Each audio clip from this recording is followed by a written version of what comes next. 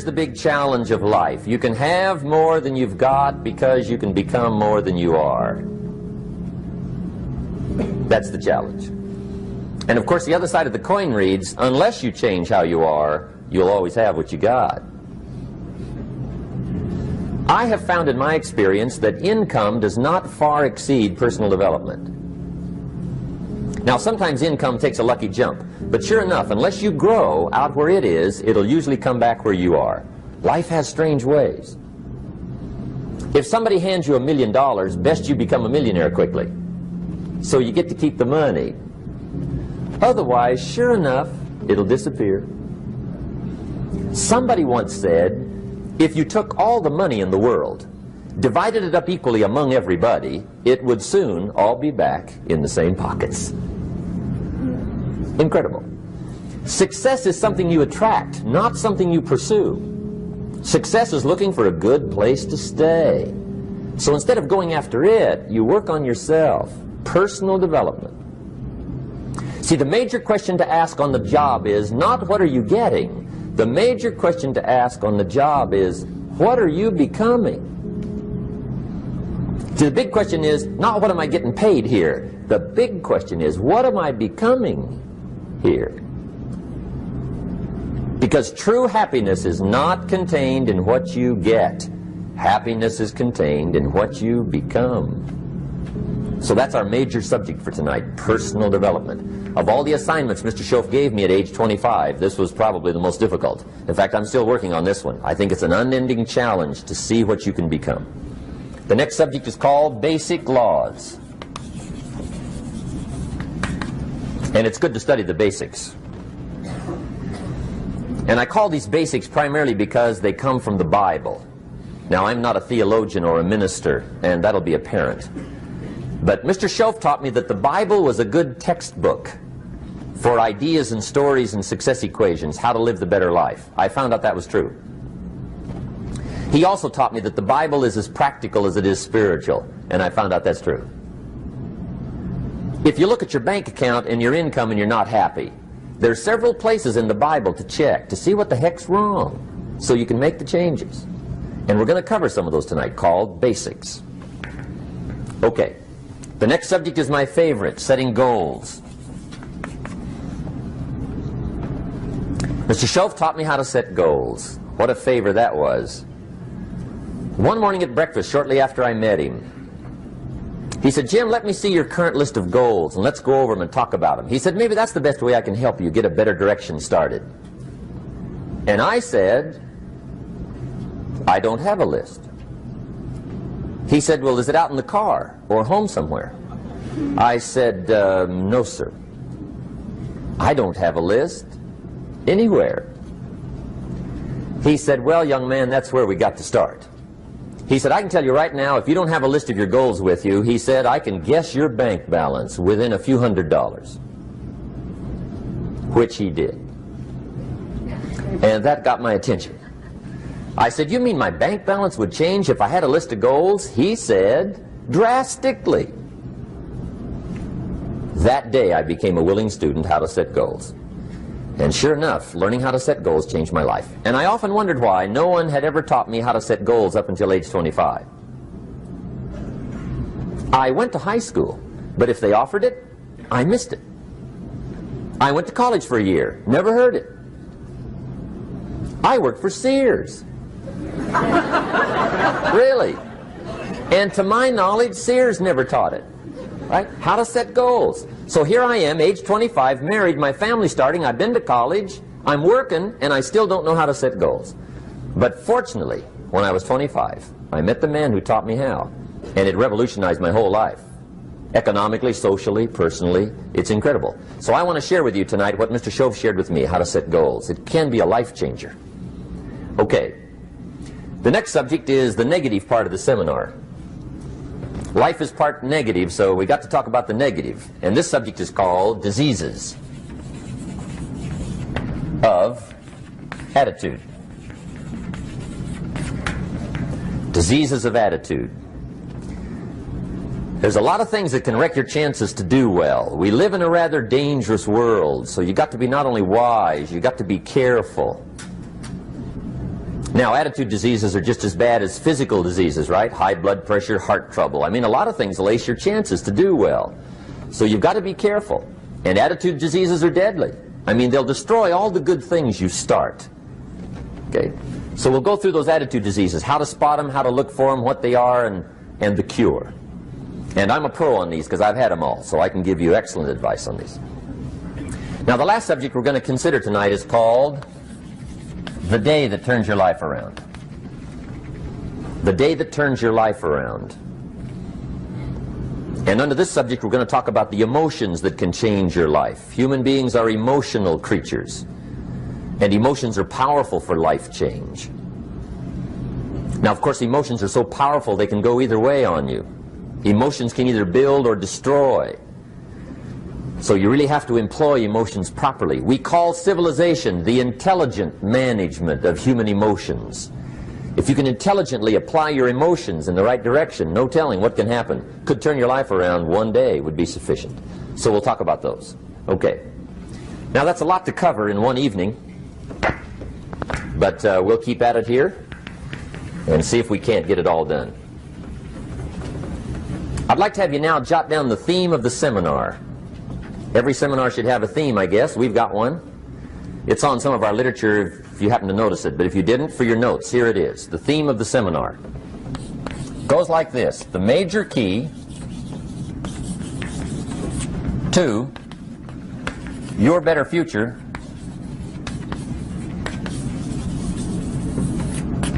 is you. That's the theme of our seminar tonight. The major key to your better future is you. And I'd like to have you underline two words just to give it some added punch. Underline the word major and the word you, so that it reads, the major key to your better future is you. Now, my first suggestion is transfer this to a card or something where you can put it up, where you can see it every day. Preferably put it up where you can see it at the beginning of the day, before you go off to put the day together. This is a good phrase just to glance at, to keep in mind as you're putting the day together. It's called the silent seminar. If you'll just let this talk to you during the day, I found it to be tremendously helpful. The major key to your better future is you. For a big share of my life now, I didn't have this one quite figured out. Among a lot of things I didn't have quite figured out. Many things used to puzzle me back in those early days. I used to wonder why two people could work for the same company, one make twice as much money. Now, see, that used to puzzle me. And maybe they were the same age, graduated from the same school, live in the same community, work for the same company, with the same products and the same services. They've got the same traffic, the same problems, and one makes $1,000 a month, the other one makes $2,000 a month. Now that was my puzzling question. Why would this long list be the same and the money twice as much? I asked, what's the difference between $1,000 a month and $2,000 a month?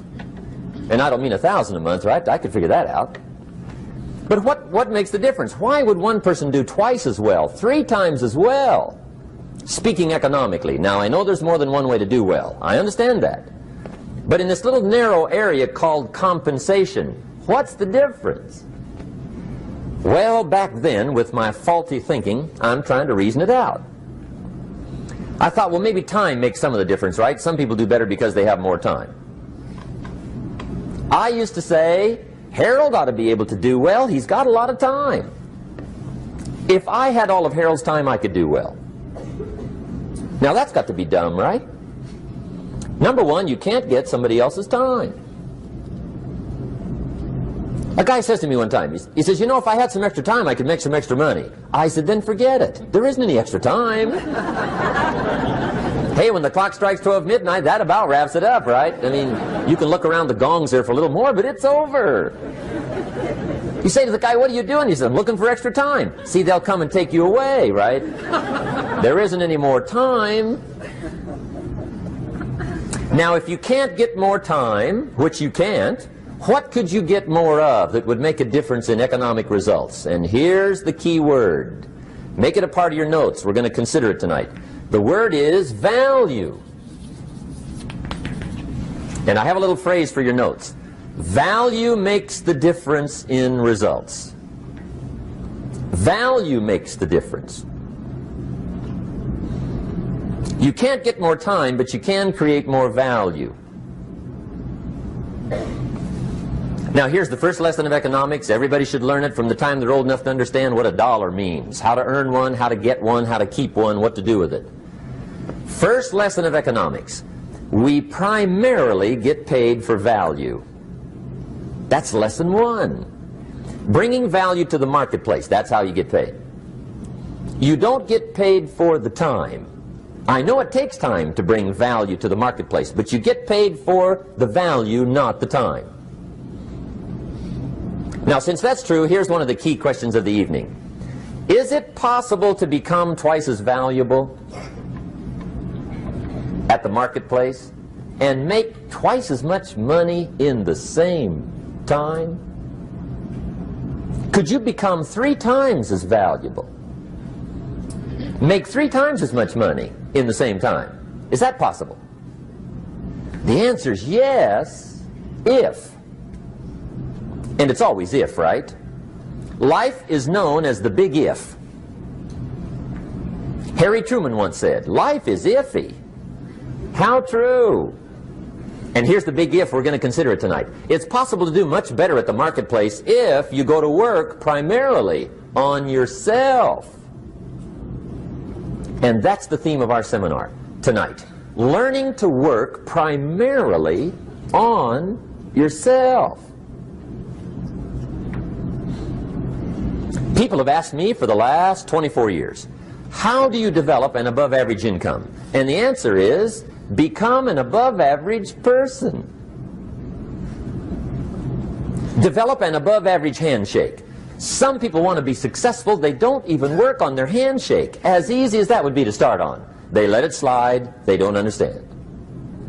Develop an above-average smile. Develop an above-average excitement. Develop an above-average interest in other people.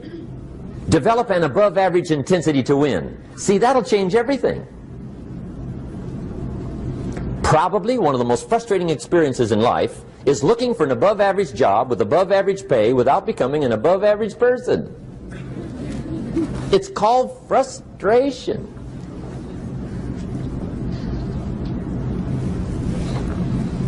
And Mr. Schoaf gave me probably the greatest clue he gave me when I first met him.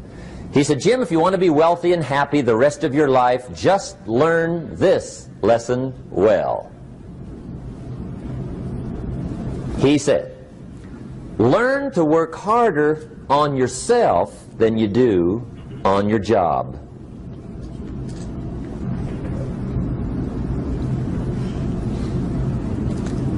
Then Mr. Schoaf gave me probably one of the most important clues among so many things he taught me, but this was in those early days. Mr. Schoaf was very kind, but he was also very abrupt. And he had these interesting questions to ask. I'm giving him a little rundown one day on how things hadn't worked out for me. He said, Mr. Rohn, I've got the answer for you if you will listen carefully. And listen carefully I did that day and for the next 5 years. If somebody's wealthy and happy, you gotta listen. He said, Jim, I've only known you a short time. But he said, it's already my honest opinion that for things to change for you, you've got to change. That wasn't quite the answer I was looking for. But that's the answer he gave me, and I pass it along to you on this warm summer evening in Anaheim, California, 1981. For things to change for you, you've got to change. Otherwise, it isn't going to change. Before I met Mr. Schoaf, I used to say, I sure hope things will change. Right? That seemed to be my only hope. If it isn't going to change, I'm in serious trouble. And then I discovered it isn't going to change, so I'm in serious trouble.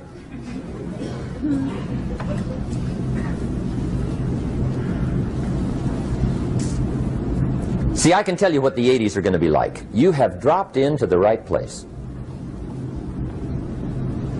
I did a seminar one time for Standard Oil executives and management in Honolulu. And we're having a conference one day on this big conference table. And one of them said to me, Mr. Rohn, you know some fairly important people halfway around the world. What do you think the 80s are going to be like? I said, gentlemen, I do know the right people. I can tell you. So they all listened very carefully.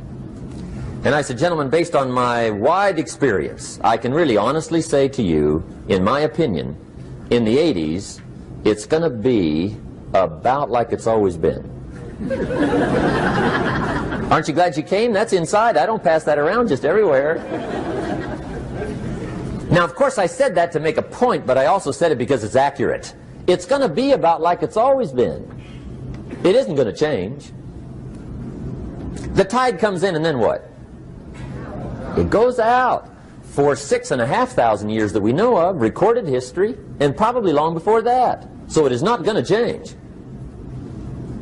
It gets light, and then what? It turns dark. 6,500 years. See, it's not likely to change. And we're not to be startled by that. And if the sun goes down, the guy says, what's happened, what's happened? It means he hasn't been here long, I guess, right? It always goes down about this time. The guy says, well, I don't like that arrangement. Well, you got to talk to somebody besides me, right? It gets light, then it turns dark. In rotation, the next season after fall is what? Winter. Pray tell, how often does winter follow fall? Every year regularly for the last 6,500 that we know of. See, it is not going to change.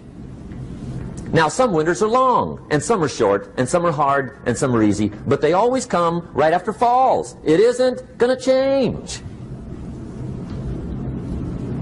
Sometimes you can figure it out, sometimes there's no way to figure it out.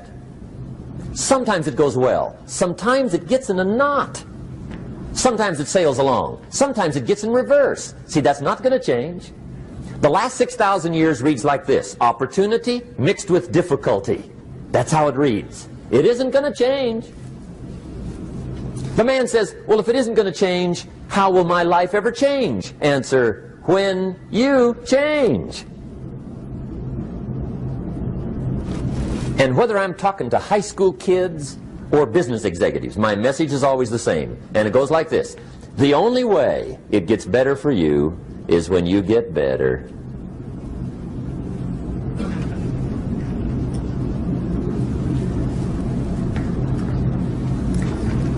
Let me give you the 4 major lessons in life to learn. Here's 4 majors.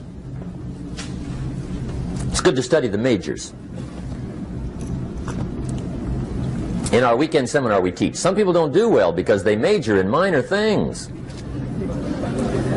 You've got to be on the lookout. At the end of every week, end of every month, you've got to check, make sure you're not spending major time on minor things. We go through that whole series. Majors and minors.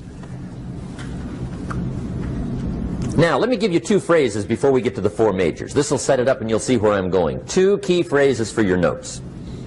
Here's the first one. Life and business is like the changing seasons. That's the first phrase. Life and business is like the changing seasons. One of the best ways to describe life, it's like the seasons. Frank Sinatra sings, life is like the seasons. Now here's the second phrase.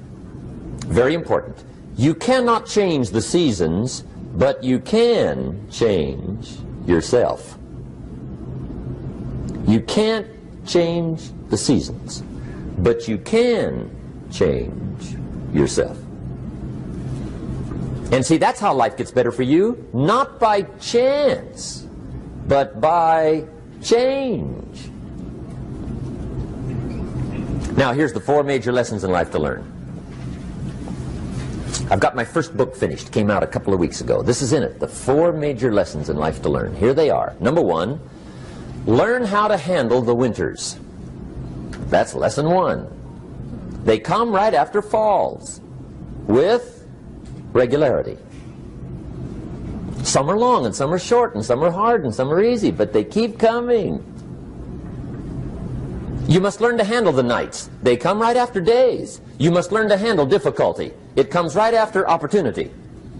You must learn to handle recessions. They always follow progressions. For the last 6,000.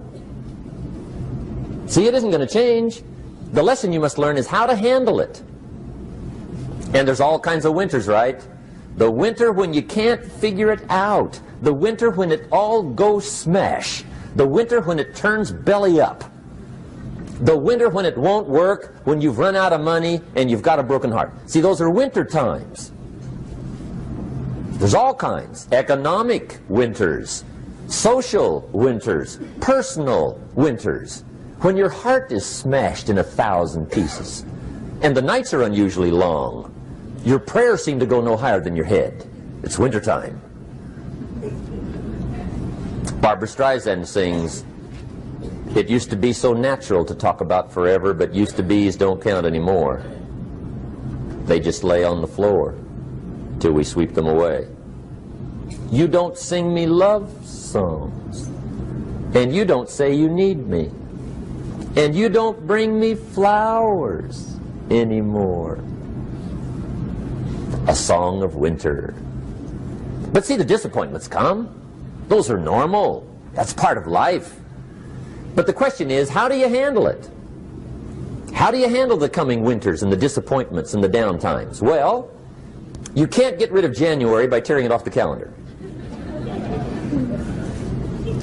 But here's what you can do. You can get stronger, you can get wiser, and you can get better. The winters won't change, but you can. And that's how life changes for you.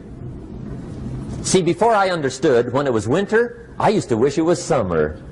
I didn't understand. When it was hard, I used to wish it was easy. I didn't know. And then Mr. Schoaf gave me a part of his very unique philosophy when he said, "Don't wish it was easier, wish you were better." See, that triggered my whole life change.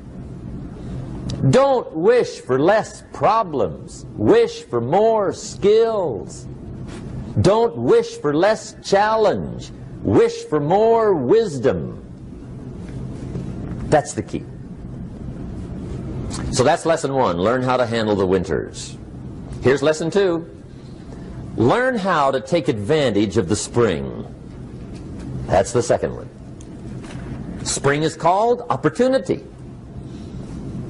And spring follows winter. What a great place for it. If you were going to put it somewhere, that'd be the place to put it, right after winter. And pray tell, how often does spring follow winter? Every year with regularity, 6,000. You can almost count on it. See, opportunity always comes. Days follow nights. Isn't that terrific? Opportunity follows difficulty. But here's what you must learn to do. Underline these two words in that key phrase. Take advantage. Underline those two. You must learn to take advantage of the spring. See, just because spring rolls around is no sign you're going to look good come fall. You got to do something with it. In fact, you have to get good at one of two things in life. Planting in the spring or begging in the fall.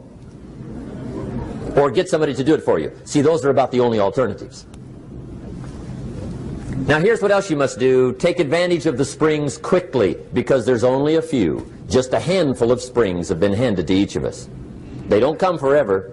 Life is fairly brief. So you got to read every book you can get your hands on what to do with your springs while they're here. And take advantage, they soon run out.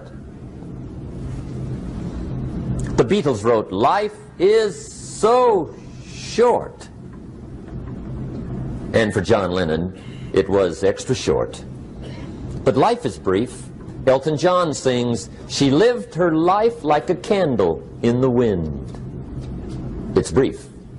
So whatever you're going to do with your life, you got to get at it. Don't just let the springs pass. Here's the third major lesson in life to learn. Learn how to protect your crops all summer. You got to take care of what you start. Sure enough, as soon as you've planted your garden in the spring, the busy bugs and the noxious weeds are out to take it. And here's the next bit of truth. They will take it unless you prevent it. And that's the third major skill to learn. You've got to learn to prevent the intruder from taking all the good you start. It's one of the challenges. Here's two key phrases under number 3. First one, all good will be attacked on this planet. Maybe not the next one we get to, but on this one, all good will be attacked. Every garden will be invaded. Not to think so is naive. And here's the second phrase. All values must be defended. Political values, social values, community values, family values, marriage values, friendship values, business values. Every garden must be tended all summer. Third major lesson. Now here's number 4. Fourth major lesson in life to learn. Learn how to reap in the fall without complaint. Learn to reap come harvest time without complaint. Take full responsibility for what happens to you. It's one of the highest forms of human maturity, accepting full responsibility. It's the day you know you've passed from childhood to adulthood, the day you accept full responsibility. And another note, learn to reap in the fall without apology. Without apology if you do well, and without complaint if you don't. That's maturity. I used to have that long list of reasons why I wasn't doing well. To explain. You got to explain, right? Otherwise you're going to look bad. I used to have this funny list called Reasons for Not Looking Good.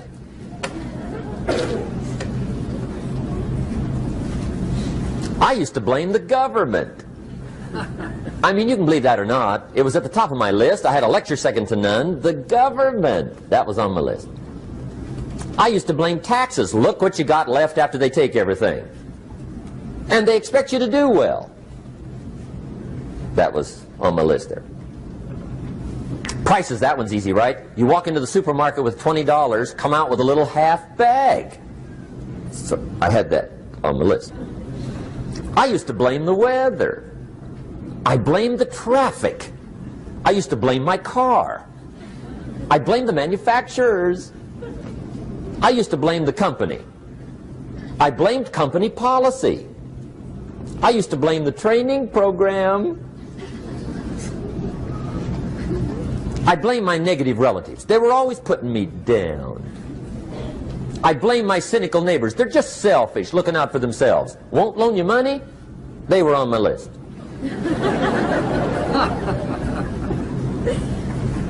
I used to blame the economy. I blamed the community.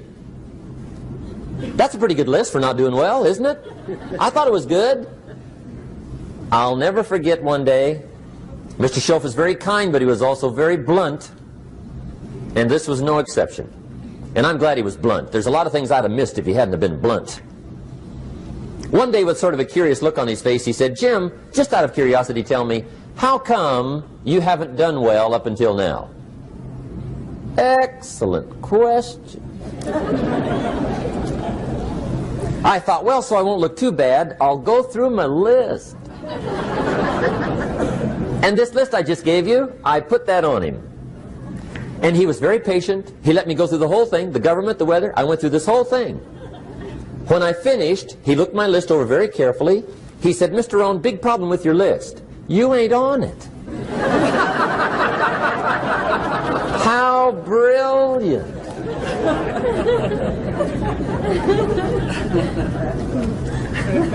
When I went to work for him a few months later, I learned very quickly to tear up my list, reasons for not doing well, and I threw it away. And I got me a fresh piece of paper. And I put one word on it. Me. There's a Black Heritage spiritual that says, "It's not my mother nor my father, nor my brother nor my sister, but it's me, oh Lord, standing in the need of prayer."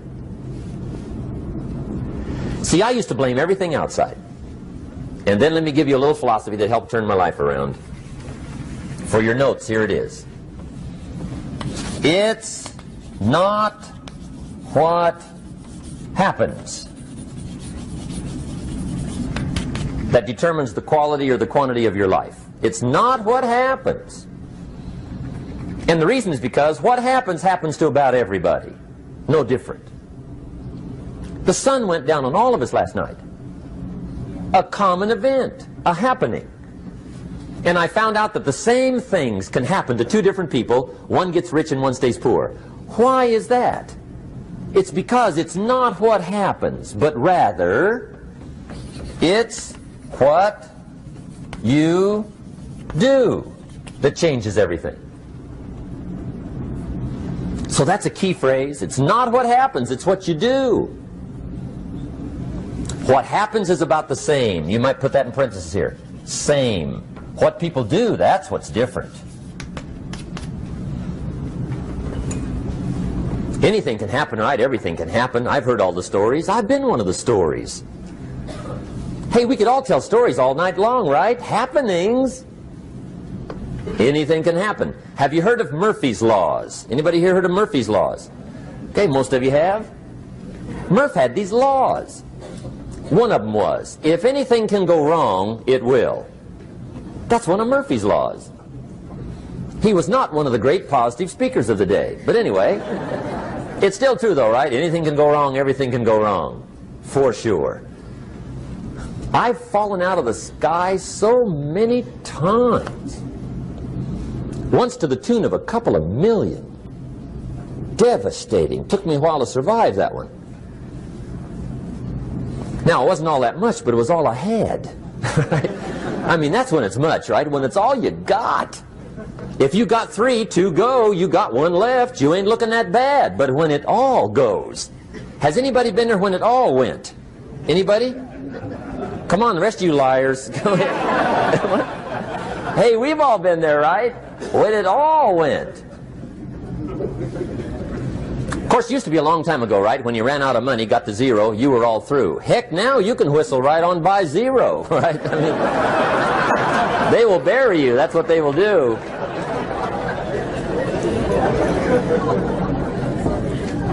But see, those are the happenings, right? Everything can happen. Anything can happen. But it's not the happenings. It's what you do about it. Somebody says, yeah, but you don't understand the disappointments I've had. Come on. Everybody's had their share. Disappointments are not special gifts reserved for the poor. Everybody has them. The difference is what you do about them. It's not the weather. I used to blame the weather, and I discovered it rains on the rich. So see, that won't help. 2 men wake up one morning, there's a rainstorm on. One of them looks out his window, sees the rainstorm, and he says, wow, what a storm. With weather like this, they can't expect you to go out and make sales. He stays home. Same morning, the other guy looks out his window, sees the same storm, says, wow, what a storm. But he says, you know what, with weather like this, what a great day to go out and make sales. Most everybody will probably be home, especially the salesman.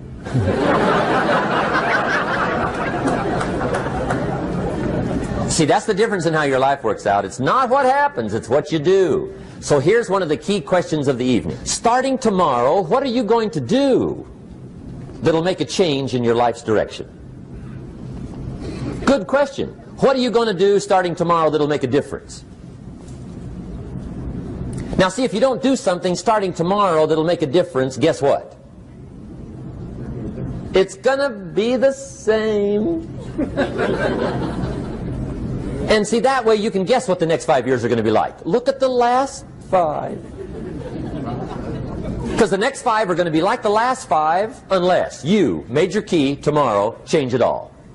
Or change a little, or change something, or don't change. It's choice time. You can do whatever you want. But it's nice to know any day you wish you can change your whole life.